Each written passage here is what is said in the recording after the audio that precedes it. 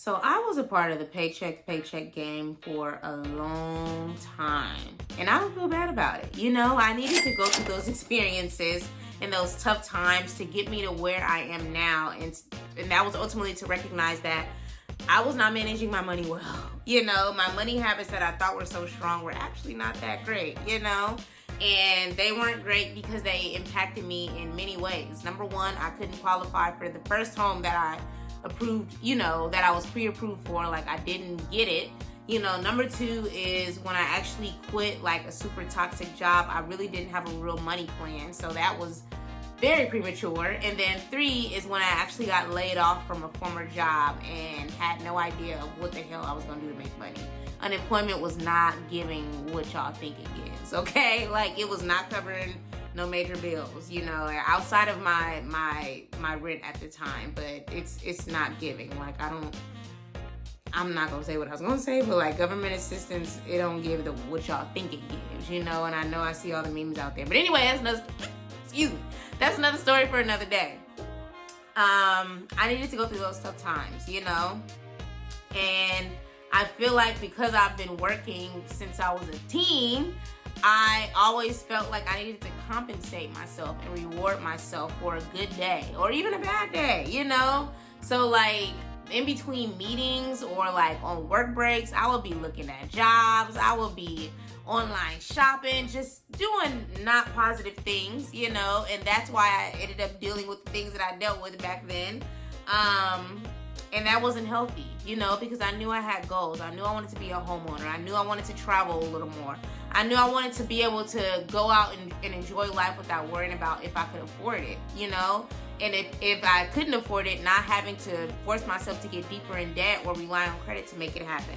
That's not what I wanted, So I knew I didn't want to be a buy now, pay later girl. If I didn't have the money, then I didn't want to be a part of it. And that's not to say that I didn't, because I definitely used to be spending all willy-nilly, but those aren't my stories anymore. So after paying off over $100,000 in, student loans and car notes, I was like, I never want to get to a point where my bad habits put me back in debt, So YOLO is a lot more strategic these days. So if you can relate to any of that, or if you're anything like me, a game changer that I feel like you need to know about is a spending plan. Also known as a budget, but I feel like a spending plan sounds a lot more inclusive. It has a more positive ringtone, and I'm all about words. Words matter around here, baby. Like, we're not speaking negative, we speak positive. And I feel like having a spending plan has helped me to avoid overspending. I know a lot of people struggle with overspending, especially in this online world, this Amazon world, this Shein world, this Fashion Nova world. They be coming for us. They do. They come for us, but we don't have to send for them, okay? We can exit out of the emails, girls. We can log out of the Amazon accounts. Don't let them suck you in. I'm telling you. But that don't always work. So I'm all about working smarter and not harder. And that's why I love having, a spending plan, because it helps me to avoid clipping coupons. It helps me to avoid this cash stuffing method that everybody's talking about. Who got time for that? I don't have time for cash stuffing. Do I look like a kid? No, I have a whole job. And it helps you to avoid feeling like you need to use cash to manage everything, because that's just not realistic. That means if I'm using cash for everything, how am I getting points to travel? If I'm using cash for everything, how am I getting points? I need my points. They help me to travel. So that's not the answer always either. Everything boils back to a spending plan. So if you struggle with overspending, here are 3 reasons why I love having a spending plan, and I hope that you decide to create one or utilize the one that I have for free that is linked in the description below. So number 1, I love knowing where my money is going. And I feel like when I know where my money is going, I have a better idea of like what the fluctuating seasons are in my life. I know every month like clockwork I gotta pay a mortgage. I know every month like clockwork Reliance gonna hit me up like, hey girl, electric bill is due.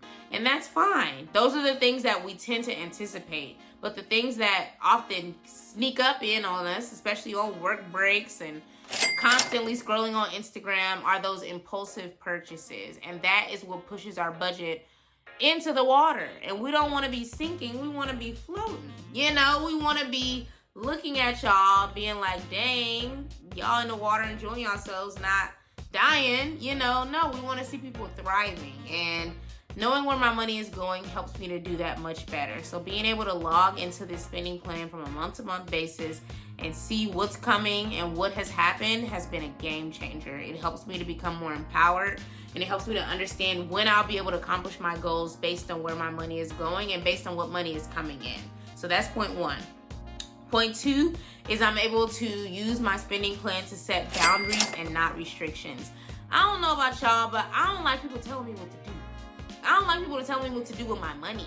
I don't like people telling me what to do with my life, which is why working till 60 is not for me. And being able to use my spending plan as like a spending GPS, if you will, is amazing. Being able to face those numbers and say, okay, girl, this is all we have for the month. What are we gonna do with it? It helps me to be realistic with like putting money in different categories. It helps me to ensure that this extra $50 that I'm getting doesn't go automatically to Amazon. Like, what else do I need to use? Do I need to pay off some debt? Do I need to increase my high yield savings? Like, when I think about it and when I look at my goal, it helps me to avoid turning, extra money into a shopping spree, or going on this spending marathon of just blowing it, because then you look up and you realize that you're moving money around from different accounts just to avoid overdraft fees. And that's not what we want, baby. We want to thrive, not survive. So it's not about saying no to every single thing or every single opportunity that comes to you.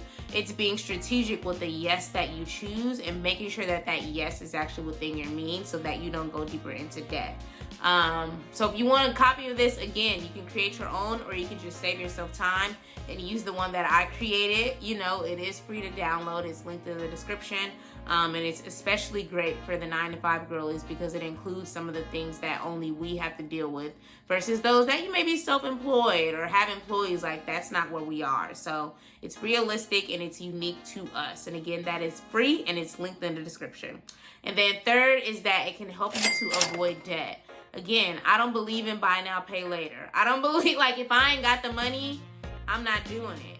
And that's not to say that I don't buy things on my credit cards. I do, but I often already have the money in my account to cover the expense. And that is how I've been able to avoid debt for the last, how long have I been out of debt?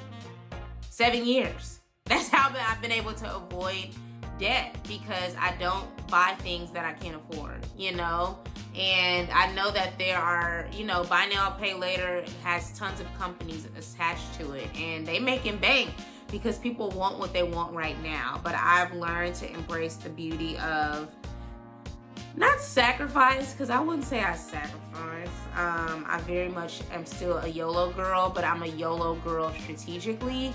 And if I know that it's going to cost me in the long run in a negative way, I'd rather just not do it, because it's going to come back around. And I'm going to feel so much better doing it knowing that I didn't go into debt or max out my credit cards to make it happen, because all that's going to do is force you to continue to work. You're going to be in them work meetings pissed off that you're there when you could have been doing something else, It just gives you an innate desire to feel like, okay, I'm here for a reason versus I'm here because I have to be.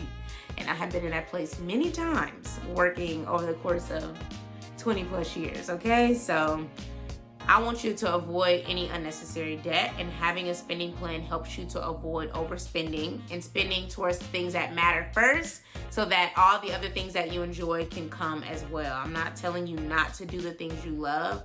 You should, but do them strategically and in a way that doesn't break your spending plan or break your lifestyle and have you deep in debt. So that is my spiel.